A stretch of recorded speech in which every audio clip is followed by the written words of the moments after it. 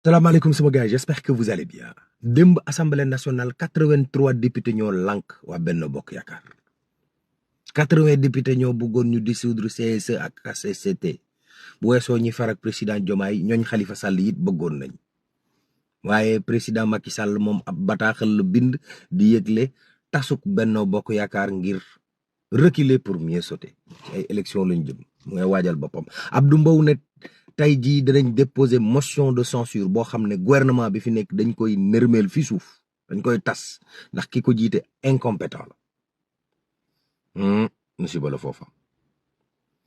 kuréel gi ñu naan nay leer ñoom ñoo ne dañuy dem def sitting buntu assemblée nationale ngir mbiri ONAS yi ñu indi ci ay leeral.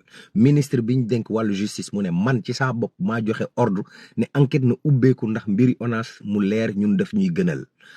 njàng mi armée dugg ci loolu le ministre de l'éducation bëgg ak ministère des forces armées te boo sàgganut école bu ubbiwaatee l'armée dinañ ci def ay mbir yoo xam ne dina gën a def yar ci ndaw ñi.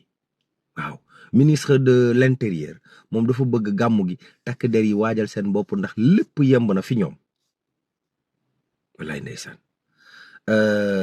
benn xale bu jigéen bu am fukki at ak juróom benn moom lañu rey Bargny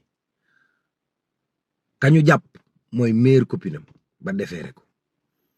directeur hôpital Luque bu Njaareem lañu ne doom jëmoo réer ñu koy wër ba gis ab néewu xale ba Touba. Saliou Ciss nee na man musuma wax ne damay bàyyi football. fukk ak ñaar ci 26 yi Aliou Cissé convoqué ñoo ñëwagum entraînement équipe nationale.